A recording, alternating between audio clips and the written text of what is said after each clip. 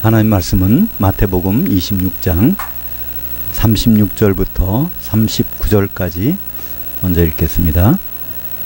이에 예수께서 제자들과 함께 겟세마네라 하는 곳에 이르러 제자들에게 이르시되 내가 저기 가서 기도할 동안에 너희는 여기 앉아있으라 하시고 베드로와 세베대의 두 아들을 데리고 가실새 고민하고 슬퍼하사 이에 말씀하시되 내 마음이 매우 고민하여 죽게 되었으니 너희는 여기 머물러 나와 함께 깨어있으라 하시고 조금 나아가사 얼굴을 땅에 대시고 엎드려 기도하여 이르시되 내 아버지여 만일 할만하시거든 이 잔을 내게서 지나가게 하옵소서. 그러나 나의 원대로 마옵시고 아버지의 원대로 하옵소서 하시고.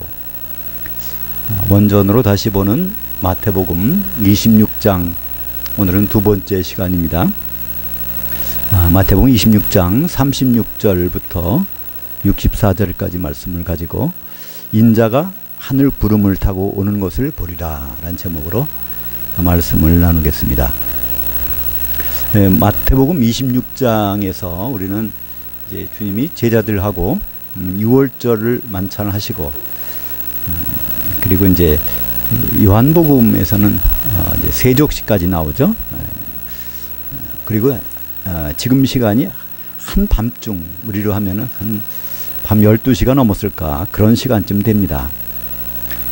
이제 몇 시간 있으면 새벽 6시에 십자가 형이 언도가 내려지고 이제 9시에 십자가에 달리시고 오후 3시에 이제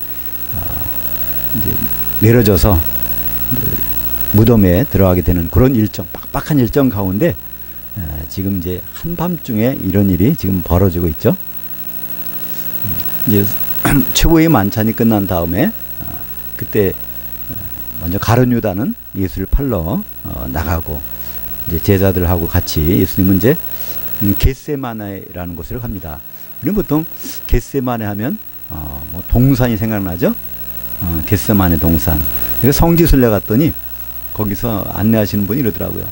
여기 겟세마네 동산 보러 온 사람 있으면 실망할 겁니다. 겟세마네 동산이라는 거 없다는 겁니다.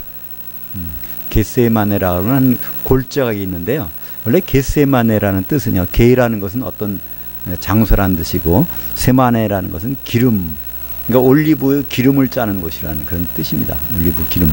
기름은 이제 우리가 성경에서 성령으로 표시가 되는데, 하여튼 거기에 가서 이제 기도를 하시는데, 그때 특별히 세 사람을 더 데리고 기도하는데 그러고 가시죠. 베드로하고 야고보하고 요한 세 사람. 그러니까 변화산에서도 이 세 사람이 올라갔었고요. 그리고 누구죠? 야이로의 딸, 회당장의 딸을 고칠 때도 이 세 사람을 데리고 다니시고, 그래서 특별히 이 베드로하고 야고보, 요한은 사도들 중에서도 좀 그렇게 특별한 역할로 특별한 일이 있을 때마다 데리고 다니셨습니다. 나중에 봐도 베드로는 어떻게 보면 사도 중에 수제자라고 할 수 있고, 또 야고보는 맨 먼저 순교당했죠. 사도들 중에서. 요한은 마지막까지 남아서 요한계시록을 기록하고, 그래서 사도의 대표성이라고 할 사람들이 이 세 사람이 있는데, 이들하고 이제 같이 기도하시면서 하신 말씀이 오늘 내 마음이 매우 고민하여 죽게 되었으니, 이런 말씀을 하세요. 주님이 참 고민하고 있다는 겁니다. 이렇게 얼마나 고민했으면 죽을 정도로 고민하고 계시다, 이런 말씀을 하고 계십니다. 그러면서 기도를 하시는 거예요. 기도 내용을 보면 왜 고민하시는가, 그걸 우리가 알 수 있습니다. 아버지여 할만하시거든 이 잔을 내게서 지나가게 하옵소서. 이 잔이라는 건 뭘까요? 십자가에 달리시는 거죠. 십자가라는 것은 사형틀입니다. 죄가 있는 사람만 거기에 달 수 있죠. 할 수만 있으면 이것을 그렇게 안 했으면 좋겠다는 것입니다. 왜 예수님이 여기서 이런 기도를 하셨을까요? 우리는 이게 죄라고 하는 것에 대해서 우리는 너무나 무감각한 것이죠, 그죠? 근데 예수님은 죄에 대해서 민감한 분이세요. 사실 죄라는 것은요, 죄가 조금만큼만 있어도 이것은 하나님과는 분리되는 겁니다. 이사야서 59장 2절에 보면 바로 하나님과 우리 사이를 떼내는 것이 죄악이라고 그랬어요. 그죠? 죄가 있으면 하나님과 우리가 분리가 되는 겁니다. 그러니까 예수님은요, 아버지 하나님과 항상 같이 계셨습니다. 창세기에서부터도 그렇잖아요. 그죠? 태초에 하나님이 천지를 창조하시니라. 그때부터 거기에 하나님이 엘로힘입니다. 복수입니다. 성부, 성자, 성령 계속 같이 계셨어요. 그리고 이 땅에 사람 몸으로 오셨을 때도 항상 아버지하고 같이 계셨습니다. 왜 그럴까요? 아버지 하나님은 무소부재하시잖아요. 어디나 계시단 말이에요. 그죠? 그래서 항상 같이, 그래서 그가 나한테 들려주는 말만, 나에게 보여주는 것만 예수님 하신다고 말씀하셨습니다. 근데 이제 죄를 짊어지게 되면 무슨 문제가 생길까요? 아버지와 분리되는 이게 있단 말이에요. 그죠? 우리는 뭐 그 정도 가지고 뭘 그럴까 그러는데요. 한 번도 아버지와 분리돼 본 적이 없는 그분으로서는, 그죠? 우리가 어렸을 때, 정말, 그죠? 부모님하고 같이 지내다가 꼬마가 처음으로 부모를 떠나게 된다고 한번 생각해 보세요. 그때 얼마나 울음이 터지겠는가. 그거하고 비유할 수 있나, 좀 적절한 것 같을까 하는 생각은 듭니다만은, 여하튼 아버지와 이게 분리되는 것만큼은 그것만 안 하고 갈 수 있으면 좋겠다, 이렇게 기도를 하십니다. 그러나 결론은 아버지 원대로 하옵소서. 근데 이러한 일들을 우리는 구약에서 한번 발견할 수가 있습니다. 그죠? 요한복음 5장 39절에 구약 성경에 대해서 예수님이 말씀하시잖아요. 이게 다 나에 대해서 증언하는 것이라고. 그럼 구약 성경에서 이러한 장면이 어디 나올까요? 창세기 3장 6절 보면 이것을 연상할 수가 있습니다. 여자가 그 나무를 본즉 먹음직도 하고 보암직도 하고 지혜롭게 할 만큼 탐스럽기도 한 나무인지라 여자가 그 열매를 따먹고 그리고 자기와 함께 있는 남편에게도 주매 그리고 그도 먹은지라. 우리는 보통 아담이 선악과를 따먹어서 죄를 져서 우리가 이렇게 죄인이 됐다고 생각하는데요. 아담은 선악과를 따먹은 적이 없습니다. 그죠? 누가 따먹었습니까? 그 아내가 그걸 먹고 그 다음에 그거를 아담한테 주죠. 아담은 그거를 가지고 들고 있다가 먹었습니다. 그 사이사이에 접속사, 시간의 경과를 나타내는 접속사, 그리고 나서 이게 사실 있거든요. 그러니까 아담이 이걸 선악과를 받아 들고 나서 그리고 나서 이걸 먹었다고 되어 있습니다. 그때 아담이 어떤 생각이 있을까, 어떤 마음이 있었을까, 우리는 그 상황을 보면 알 수 있습니다. 왜냐하면 창세기 2장 17절에 하나님 그러셨잖아요. 그죠? 다 먹어도 좋은데 동산실과 나무는, 그러나 나무 열매는 다 먹어도 되는데 선악을 알게 하는 나무 열매는 먹지 말라. 그걸 먹으면 정령 죽으리라 그랬단 말이죠. 그죠? 그러니까 이거를 먹는 순간에 자기는 죽게 되는 겁니다. 먹지 말라고 하셨고. 근데 또 한 말씀이 있어요. 창세기 2장 24절. 이러므로 남자가 부모를 떠나 그의 아내와 합해서 한 몸을 이룰지로다 한 말씀이 있어요. 그러니까 지금 아담의 돕는 배필을 직접 지으셔서 한 몸 되도록 해놨는데 지금 상황에서 선악과를 아내는 따 먹었고 그러면 선악과 먹으면 죽게 돼 있단 말이에요. 자기 아내와 한 몸 될 수가 없는 상황이 있는 거죠. 그러니까 하나님의 계명을 지키면 이거는 아내와 분리가 되는 거고, 그렇다고 하나님의 뜻을 존중하다니 그러면 이걸 먹어야 되고 죽는 길까지 같이 가는 거죠. 그죠? 아내가 죽는데 자기도 죽어서라도 한 몸 되는 것, 어떤 것을 선택해야 될까? 우리는 이제 우리가 신앙 생활을 하면서도 가끔씩 그런 게 충돌할 때가 있죠. 하나님의 계명을 지켜야 되나? 그렇지만 하나님의 의도를 알아서 그분의 뜻을 존중해야 되나? 근데 아담의 선택은 바로 그분의 뜻을 존중했습니다. 계명은 안 지켜도 그분의 뜻을 존중하는 장면을 우리는 이제 창세기에서 볼 수가 있죠. 바로 이러한 장면이, 왜냐하면 아담은 오실 자의 모형이라고 했으니까 예수님의 그런 모형을 아담을 통해서 먼저 보여주셨죠. 이제 실제적으로 이제 예수님 오셔서 그런 장면에 직면하는 것입니다. 그죠? 그 남편으로서, 그분이 남편으로서 신부들 쪽의 죄를 짊어지고 지금 가야 되느냐 말아야 되느냐, 이미 선악과를 따먹은, 우리가 사실 다 죄를 졌잖아요. 우리는 다 선악과를 따먹은 사람들이잖아요. 이를 위해서 같은 길을 갈 것인가 말 것인가. 예수님 거기서 고민하십니다. 그리고 기도하셨죠. 결론은 바로 내 뜻대로 마옵시고 아버지의 원대로 하옵소서. 이것이 이제 그 결론이죠. 그러니까 이런 내용이 한 번 더 고백으로 나온 게 있습니다. 마태복음 27장 46절에 보면 예수님이 이제 오전 9시 십자가 달리시고 12시가 되니까 캄캄해지잖아요. 그리고 3시간 동안 있다가 이제 예수님이 깨어나십니다. 오후 3시쯤. 그래서 하신 말씀이 엘리 엘리 라마 사박다니. 나의 하나님 나의 하나님 어찌하여 나를 버리셨나이까. 네, 사실은 이제 이게 어찌하여 버리셨나이까라는 의미가 아니고요. 그게 헬라어의 특별한 그 시상으로는 과거의 어떤 순간에 있던 동작을 나타내는 겁니다. 3시간 동안 나를 버리실 정도로 하나님이 사람들을 사랑하셨다는 것을 감탄하는 겁니다. 나를 버리셨었나이까. 지금 3시간 방금 전까지 3시간 동안에 아버지와 내가 격리되는 것을 그걸 경험했는데 그 정도로 하나님은 우리들을 사랑하셨다는 그 표현을 쓰고 계시죠.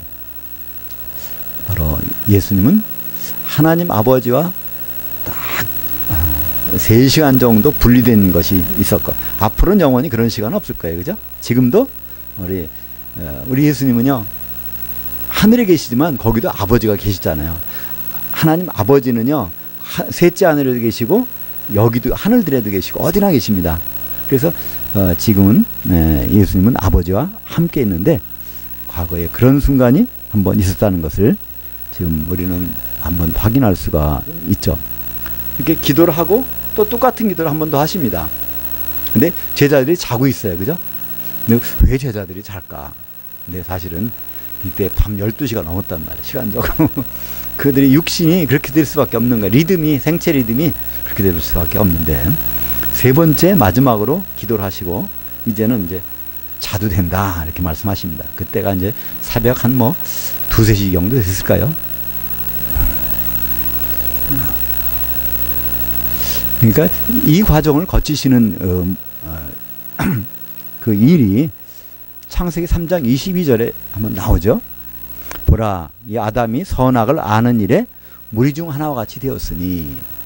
그러니까 성부, 성자, 성령, 아버지와 아들과 성령 중에서 한 분은 선악을 몸으로 경험해야 된다는 것이 있는 거죠. 선악이라는 것은요, 선이라는 것은 살리는 거고 악이라는 건 죽이는 거잖아요. 죽음과 부활을 경험하는 것은 사람의 몸을 가져야 되니까 바로 예수님은 그것 때문에 오셨고 이제 그것을 십자가에서 이루시는 그 순간이 와 있는 거죠. 요한계시록에서 보면 그래서 예수님이 자기를 소개하는 장면 이렇게 얘기합니다. 바로 나는 살아있는데 내가 죽었었다. 나는 선악을 경험했다. 바로 창세기 3장 22절에서는 선악을 경험하겠다고 하셨고 요한계시록에 가서는 바로 내가 선악을 이미 경험했다는 것을 바로 그런 주님이라는 것을 말씀을 하시죠. 그래서 죽으실 때는 독생자로 죽으시고 살아나실 때는 맏아들로 살아나십니다. 그러니까 요한복음 12장 24절에 보면요. 그것도 마찬가지로 시간이 거의 비슷합니다. 성찬식 바로 하기 전인데 요한복음 13장에서 바로 이제 성찬식 나오니까 그때 예수님이 이런 말씀하시죠. 한 알의 밀알이 그냥 있으면 이거는 아무것도 아닌데 그것이 이제 썩어져서 죽으면 많은 열매를 맺나니 하면서 자기가 독생자로 죽으시고 맏아들로 부활하실 것을 미리 요한복음 12장 24절에 말씀을 하셨습니다. 그래서 이제 히브리서 1장 6절에 보면 예수님이 다시 오실 때는 맏아들 이끌어 세상에 오게 하실 때 그때는 맏아들로 오신다는 것을 말씀하고 있습니다. 그때 모든 천사들은 그에게 경배할지어다. 그러니까 우리가 예수님이 오실 때요 천사들은 다 그 동원이 됩니다. 그러니까 하늘에 남아있는 천사는 없는 것 같아요. 예수님 오실 때. 다른 말로 우리가 예수님을 천사장이라고 부르게 되는 이유입니다. 우리는 이제 천사장 하면 전통적으로 천사장 하면은 천사 중에서 제일 높은 것, 그러니까 예를 들어서 미가엘 또 가브리엘 또 누구라 이때 사탄도 천사장이었다 원래는. 그래서 킹 제임스 쪽에서는 이렇게 루시엘이 사탄이 돼서 루시퍼가 됐다 이렇게 하는데요. 성경에는 그런 단어는 없습니다. 루시엘이 천사였다는 말은 없습니다.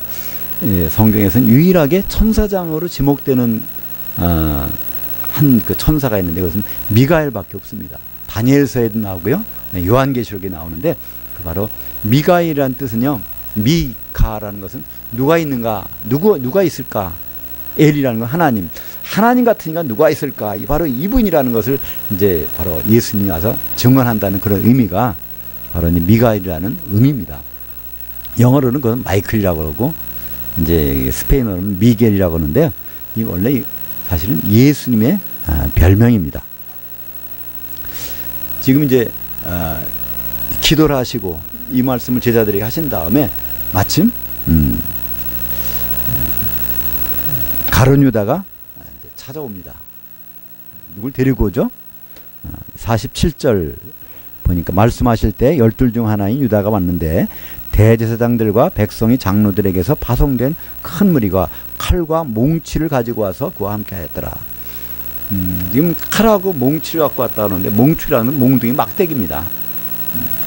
이 막대기란 사실은 이제 크실론이라고 그래서 십자가도 사실은 이 막대기를 의미하는데 우드라는 뜻인데, 근데 요한복음 18장 3절에 보면요, 거기에는 이 장면은 어떻게 이렇게냐면 등과 횃불과 무기를 가지고 왔다고 되어 있습니다. 이걸 통해서 뭘 할 수 있죠? 한밤중이라는 말씀입니다.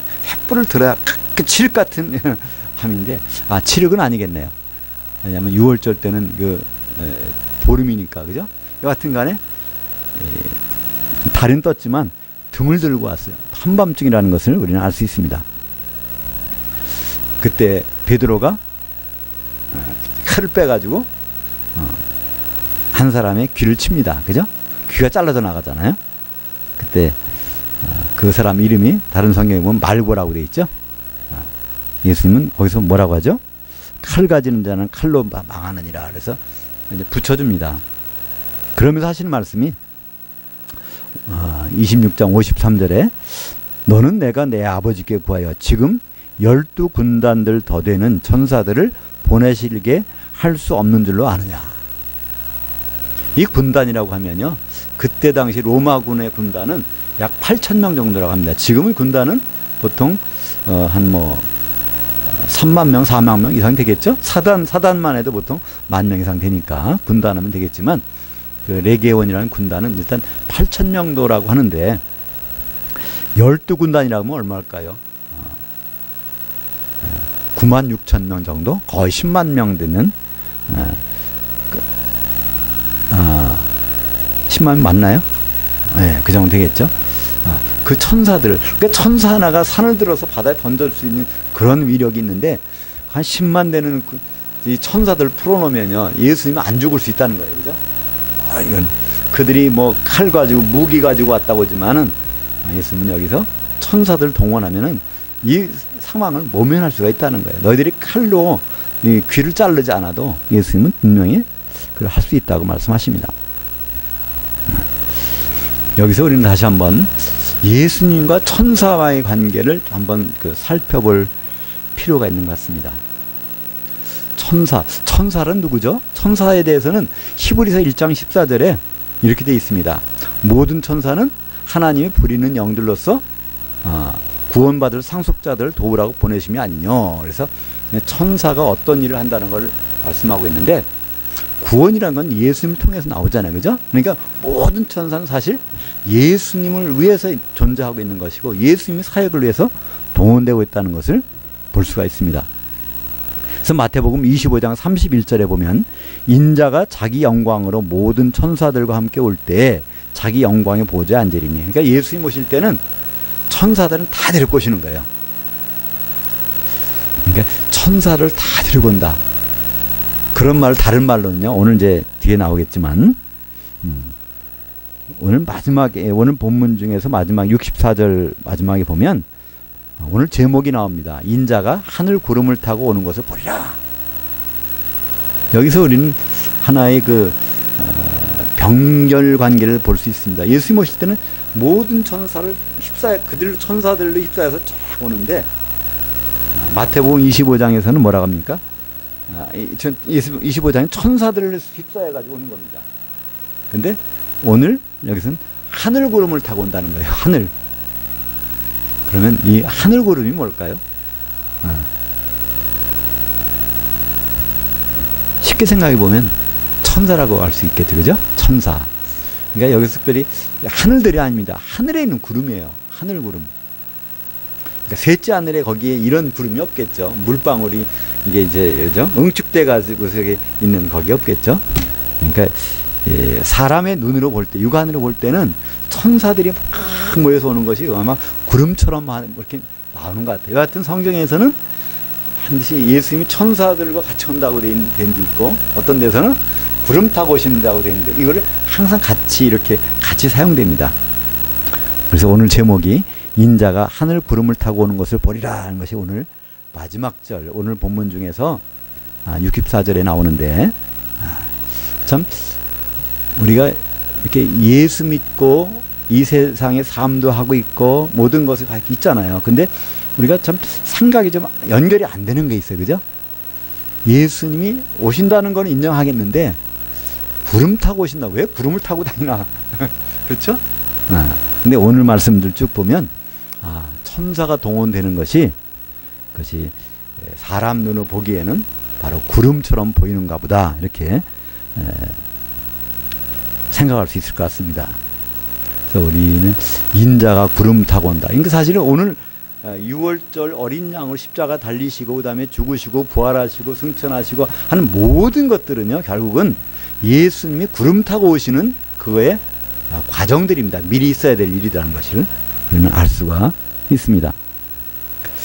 데살로니가전서 4장 16절에 보면, 주께서 호령과 천사장의 음성과 하나님의 나팔 소리로 친히 하늘로부터 강림하시리니, 이게 따로따로 같지만 똑같습니다.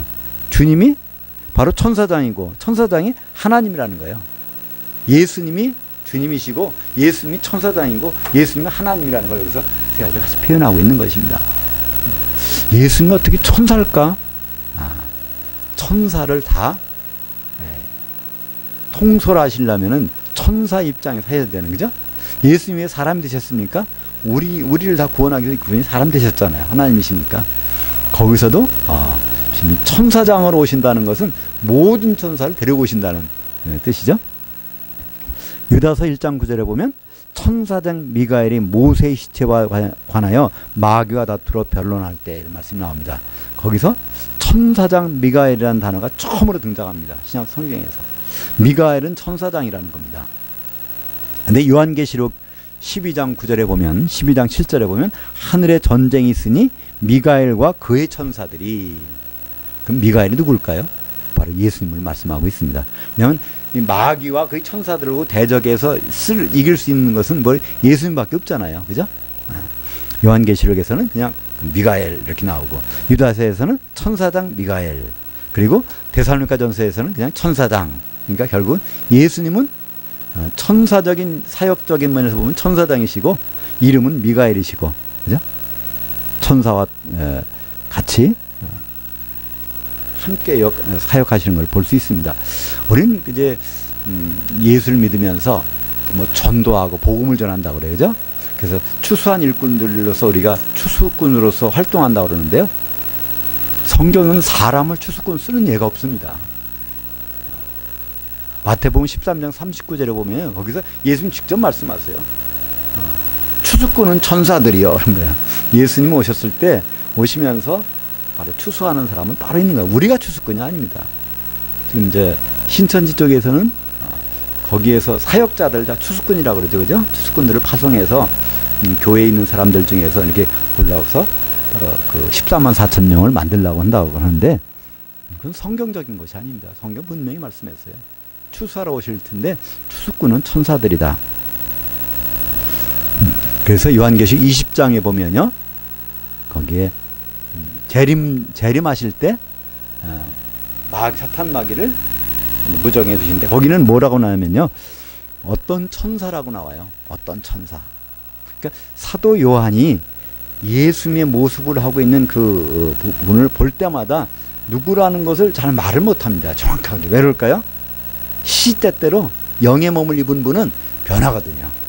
그래서 거기서도 그냥 어떤 천사, 내가 조금 전에 봤던 천사가 아니에요. 어떤 천사, 그러니까 예수님의 모습으로 나타난 분을 보고 어떤 천사. 근데 이게 예수님의 모습이라는 건 어떻게 알 수 있죠? 바로 마귀를 결박해서 집어넣는 거 보면 그건 예수님밖에 없잖아요.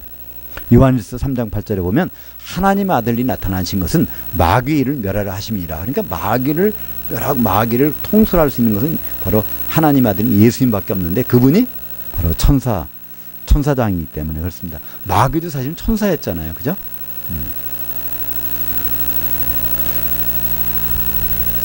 그래서 지금 한밤중에 이제 새벽으로 가는데 유다가 이제 군대와 또 제사장이 종들 데리고 이제 무기를 가지고 딱 왔습니다. 그때 거기서 저지하죠 베드로가. 사실 베드로가 한 번 더 그런 일이 있었죠. 마태복음 16장에 보면 교회에 대해서 말씀하시고 그때 칭찬해 주시는데 그래 이제부터는 내가 예루살렘에 가서 율법을 담당한 사람들이 누구 있죠? 장로들인데 그들이 대제사장들도 있고 서기관들도 있고 그들한테 가서 고난당하고 그리고 죽고 부활해야 되겠다 그랬더니 베드로가 주여 이 일만 있어서는 안 됩니다. 그런 게 나왔죠. 거기서 막아서는 장면이 나왔어요. 오늘 또 보니까 죽이러 오니까 바로 말고의 종의 귀를 자르는 장면이 나왔는데 예수님 그러시는 거예요. 이게 안 죽으려면 얼마든지 안 죽을 수 있는 방법이 있다는 겁니다. 천사 12 군단이 되는 천사를 동원해서 안 죽을 수 있는데 그렇게 되면 문제가 생긴다는 거예요. 왜 그럴까요? 6월절의 양으로 죽고 조금 전까지 지금 닷새 전에 기름 부음을 받아가지고 그때 말씀하셨잖아요. 내 장례식 준비해놨다면 죽어야 되는 거야. 앞으로 닷새 오면 죽어야 되고 그래서 4일 동안 율법 담당한 사람들한테 가서 예루살렘에 가서 대제사장들, 서기관들, 바리새인들한테 점검받아야 되는데 지금 마지막 점검 끝나가지고 이제 양 잡는 날 죽임을 당해야 되는데 그런 일을 막으면 어떻게 되겠느냐. 그래서 오늘 26장 54절에 보니까 내가 만일 그렇게 하면 이런 일이 있으리란 성경이 어떻게 이루어지겠느냐. 지금 예수님은 지금 어떤 일을 이루려고 하는 거예요. 특별히 여기서 어떤 일은 뭘까요? 일은 6월절을 완성하신 겁니다. 그죠? 지금 6월절 명절에 맞춰가지고 일을 하는 거예요. 예수님 하시는 일들은 여러 가지가 있지만 지금 이런 일이라는 거는요. 바로 나중에 요한복음 19장 30절에 보면 거기에서 다 이뤘다 이렇게 하고서 이제 운명하시죠. 그 이룬 것은요. 6월절 이루신 거지 앞으로는 남을 것이 있어요.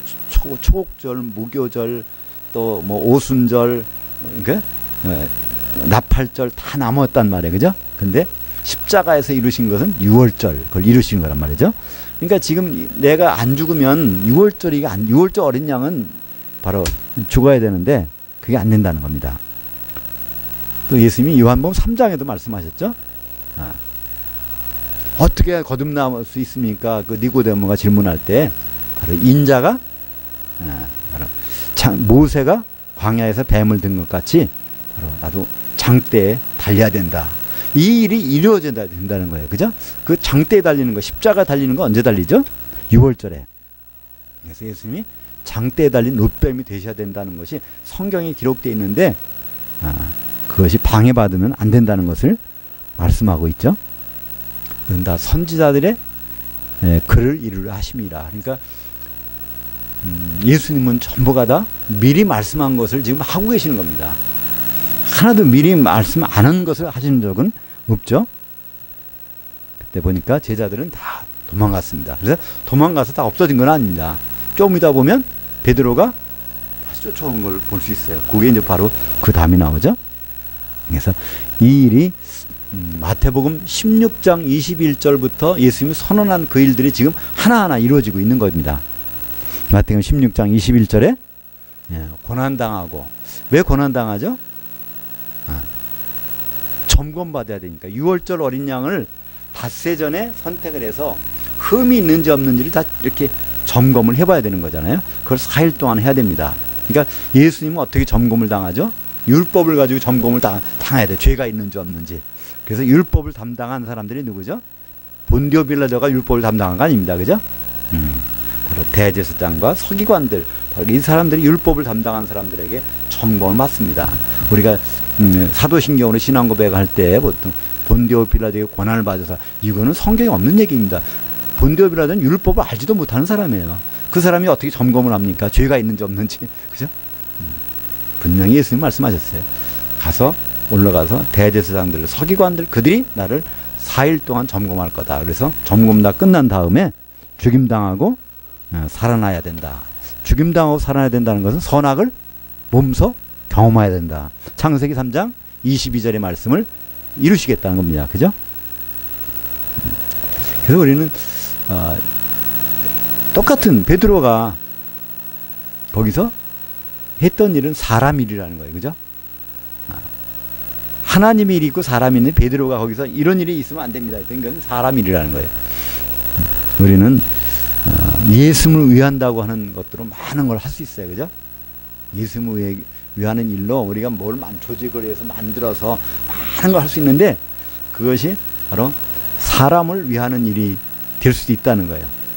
오히려 하나님을 위하는 일은 다른 것으로 될 수 있다는 겁니다.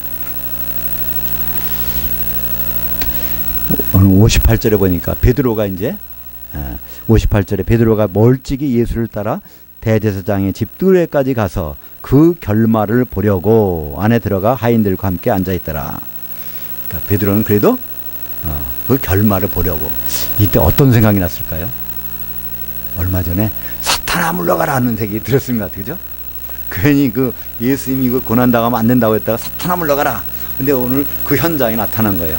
대제사장들과 서기관들에게 고난당한다고 하시더니 이걸 다 4일 동안 다 고난당하시고 이제 마지막으로 죽으러 가시는 일을 베드로는 멀리서, 겁나니까 멀리서 지금 지켜보고 있습니다. 그때 예수님의 죄목을 찾아야 되는데, 근데 흠집을 내려고 그러는데 거기서 나타나는 게 없어요. 근데 마침 어떤 사람이 나타나서 얘기하는 거 있어요. 그게 뭐죠? 그것이 이제 61절입니다. 이르되 이 사람이 말이 내가 하나님의 성전을 헐고 사흘 동안 지을 수 있다 하더라 하니, 두 증인이 와서 이걸 얘기하는 겁니다. 원래 법정에서 두 증인이 말하면 이건 증거로 채택이 됩니다. 그래서 판결 낼 수 있는 거죠. 근데 이게 언제 그런 말씀 하셨죠? 요한복음 2장 19절에 가보면, 그죠? 예루살렘에 가셨을 때 너희가 이 성전을 헐라. 이거 46년 동안 졌는데 어떻게 헐어요? 그럼 내가 3일 만에 일으키겠다. 이런 말씀 하셨잖아요. 그거를 가지고 누가 그냥 기억을 했던 것 같아요. 요즘에 보면 청문회 그때 그거 있잖아요. 누가 어떤 기억이 있으면은 그 기억이 없으면 전화 통화라든지 뭐 카톡 있는 거 가지고 딱 대면서 하잖아요. 그지? 근데 그때 그것을 들은 사람이 여기 나타난 겁니다. 두 사람이. 바로 이 성전을 헐라 그러면 3일 동안 일으키겠다 했습니다 하는 거예요. 그러니까 사실은 이것처럼 황당한 건 없거든요. 대제사장 입장에서, 대제사장은요 그거 일자리가 어디면 성전이에요. 그죠? 성전에 가서 거기에 모든 제사를 드리는 책임자라는 말이에요. 하나님을 바로 섬길 수 있는 유일한 사람, 하나님 만날 수 있는 유일한 사람인데 그거 헐어버리겠다는 거는요, 이건 말도 안 되는 거잖아요. 그죠? 그러니까 요거 하나만 가지고 탄핵이 된다는 거예요. 그죠? 여러 개 필요 없어요. 지금 이거 한 가지. 그래서 요걸 한번 확인하는 겁니다. 예수님한테. 하나님 아들 그리스도냐고 지금 묻는 겁니다. 그랬더니 예수님 뭐라고 그러죠? 네가 말하였도다. 여기서 말하였다는 건 뭘까요? 그리스도 맞다는 거예요. 하나님의 아들이라는 건 얘기는 않습니다. 오히려 예수님은요 인자라고 그래요. 그죠? 인자. 하나님의 아들이라는 것은 마귀가 그걸 좋아합니다. 사탄이 그걸 좋아해요. 예수님은 하나님의 아들이라는 거예요. 왜 그럴까요? 그럼 어디서 볼 수 있죠? 예수님이 요단강에서 이제 그 세례를 받으시고 성령 임한 다음에 40일 동안 이제 금식을 하시고, 그러고 나서 마귀 시험 당할 때 꼭 뭐라고 그러죠? 내가 하나님의 아들이거든 이 돌 가지고 떡을 떼게 하라. 내가 하나님의 아들이거든 위에서 뛰어내리라. 하나님의 아들이거든, 계속 하나님의 아들이거든. 그건 뭘까요? 하나님으로 왔다면 이렇게 해보라는 거예요. 유혹하는 겁니다. 한마디로. 거기서 예수님은 뭐라고 하죠? 항상 인자라고 해요. 인자. 나는 사람의 아들로 왔어. 사람의. 우리말 번역은 인자. 그러니까 하나님의 아들. 사람의, 예수님은 사람의 아들. 이렇게 이제 요거를 꼭 구분해서 하는데, 우리말 성경은 요걸 인자라고 번역하니까 이 서로가 연결이 잘 안 되는 거예요. 그죠?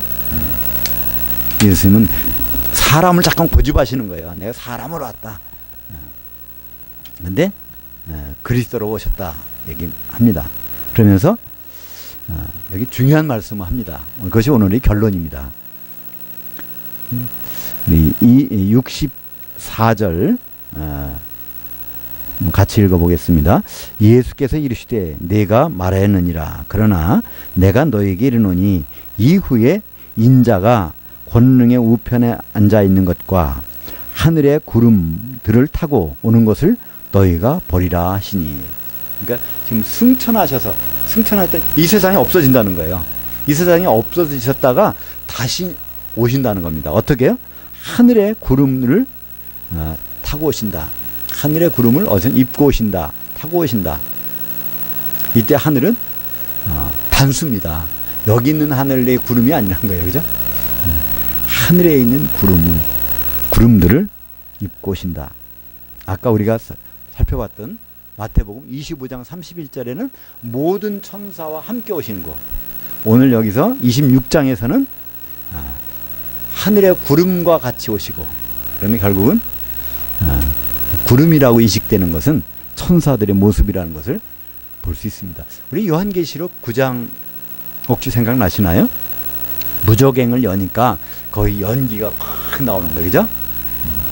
그래서 그 연기가 황충 속에 들어가서 이제 이렇게 하는 게 나오면 메뚜기 속에 쓰이는 것이 나오죠. 그 연기가 뭘까요? 귀신들이죠. 그죠? 그냥 무저갱이는 귀신이 처소니까. 그죠? 귀신들은 자기들이 무저갱이 들어가는 거 안단 말입니다. 그죠? 근데 거기서 나오는. 그러니까 거기서 귀신도 영적인 존재잖아요. 타락한 천사잖아요. 그죠? 거기서는 그 타락한 천사를 그 연기라고 이렇게 설명했는데, 오늘은 이제 이 예수님과 동행하는 천사들은 구름처럼 이렇게 육안으로 볼 때는 아마 그렇게 보였던 모양입니다. 마태복음 24장 30절에 보면 그때 인자의 징조가 하늘에서 보이겠고요. 계속 인자 사람의 모습으로 온다는 거예요. 하나님이시지만 그때 땅의 모든 족속들이 통곡하며 그들이 인자가 하늘의 구름들을 타고 오는 능력과 큰 영광으로 오는 것을 보리라. 마태복음 24장 30절을 보면요, 우리말 성경에는 거기에 그냥 구름 타고 오신다고 되어 있어요. 하늘의 구름이라는 말이 빠졌습니다. 하늘이라는 것을 번역상에 안 넣었어요. 아마 영어 성경에는 그게 있을 것 같습니다. 마태복음 24장 30절에 거기서도 하늘의 구름, 이 하늘들의 구름이 아니라 하늘의 구름, 이 천사들과 같이 오신다는 것을 말씀하고 있죠. 근데 거기 보면 오는데 땅의 족속들이 통곡을 한다는 거예요. 모든 족속이. 왜 그럴까요?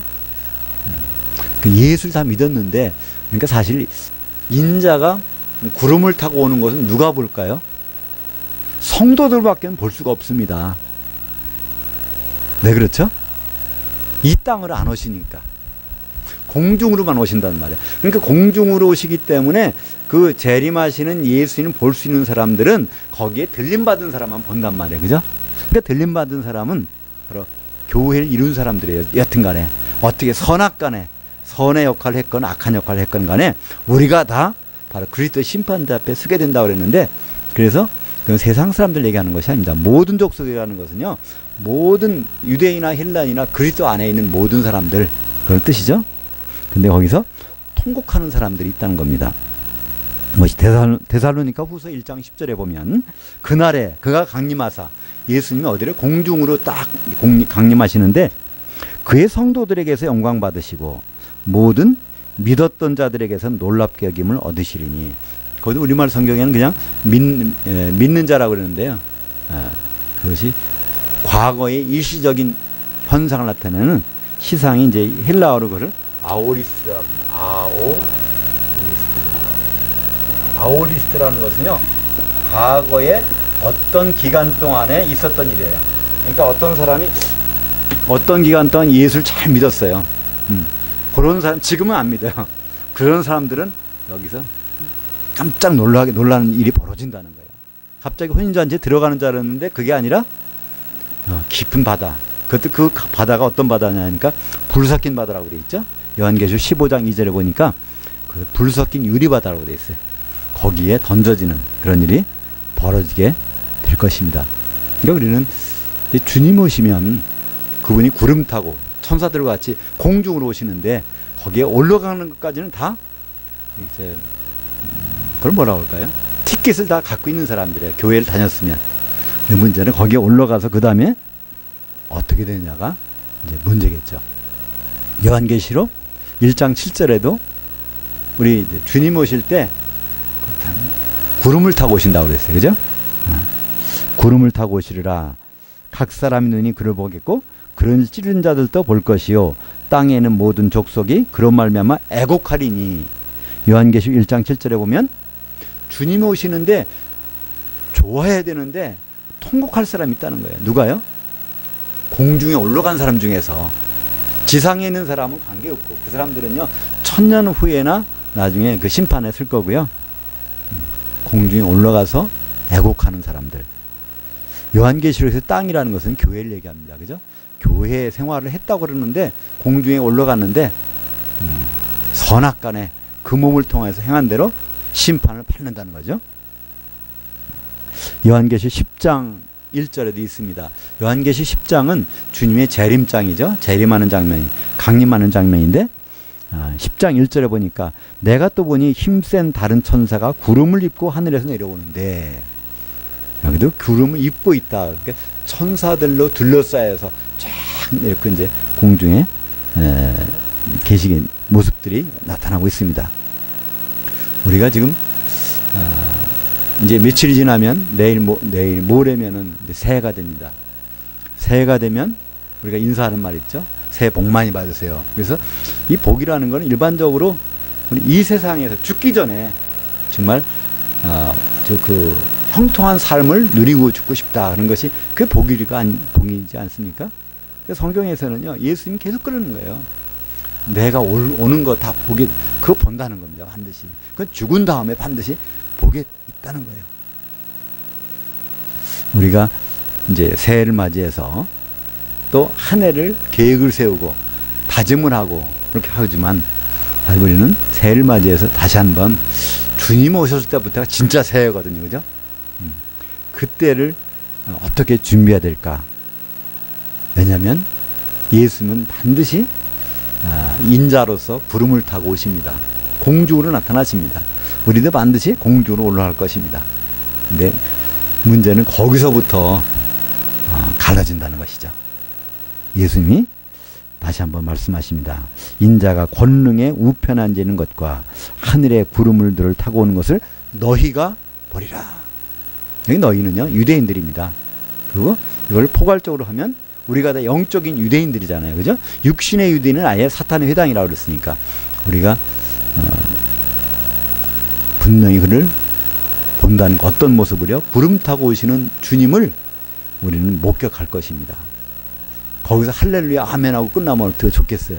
근데 문제는 거기서 벌어진다는 거예요. 그죠?